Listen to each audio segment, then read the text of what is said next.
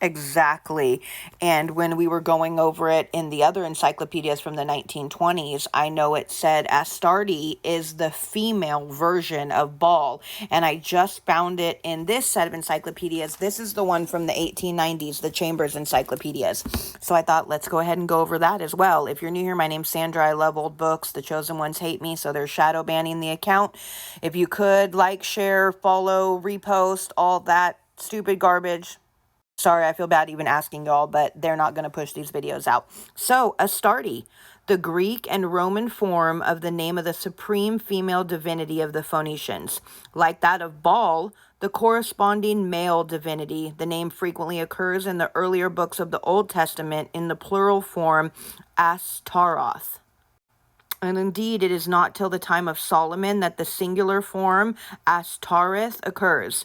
This plural refers rather to different modifications of these deities than to different statues of Baal and Ashtoreth, as Genesis explained it.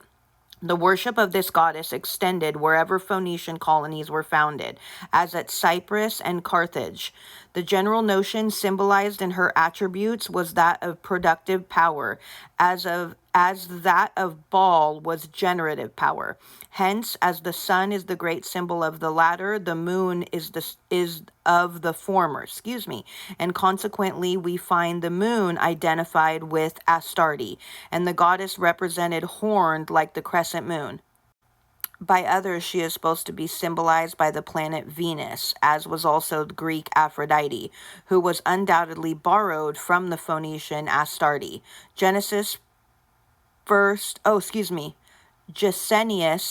first, and most Hebrew scholars accept the etymology that identifies the name with our word star. Sanskrit Tara for Stara, Zend, Staranum, Palevi, Sitaran, Aster. Oh, I see. Greek, Aster, Latin, Stella. It seems probable that she was at various times symbolized by either. At any rate, it is clear... They didn't put...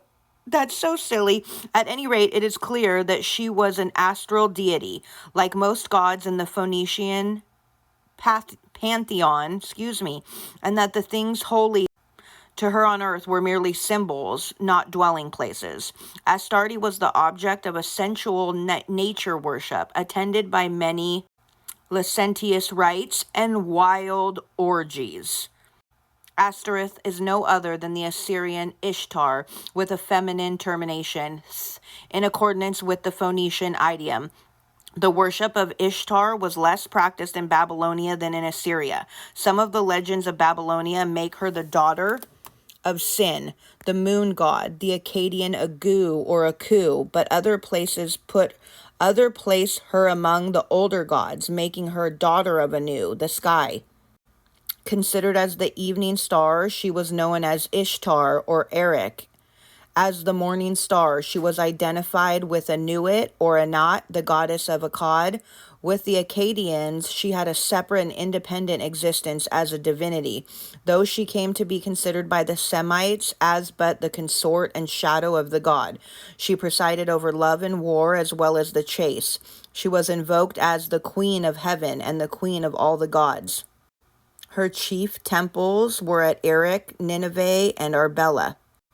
Carried through the Semitic world, she was identified with the sun god Chemosh in Moab, became the Ashtoreth of the Canaanites, and appears in a somewhat different form as Aphrodite of the Greeks, and the Artemis Polymastus of Ephesus. One of the most popular Babylonian myths told how Ishtar had wedded the young and beautiful sun god Tammuz, the only begotten, and had descended into Hades in search of him when he had been slain by the boar's tusk of winter. The month of August was called by the Akkadians the month of Erend of Ishtar, while June was the month of Tammuz of the Semites. This abomination could be seen within the very precincts of the temple at Jerusalem, Ezekiel 8:14. She is also identical with the Egyptian Hathor, but it is difficult to say which of the two has the greater antiquity. The worship of Hathor, as Teal points out, may be traced in Egypt long before the time when there was any possibility of Semitic influence, so that we may conclude either that Ishtar is the Egyptian Hathor in Semitic guise, or that both are forms modified in accordance with varying national genus of a goddess originally invoked under a similar name by the common forefathers of the Hamites and the Semites. What should we go over next?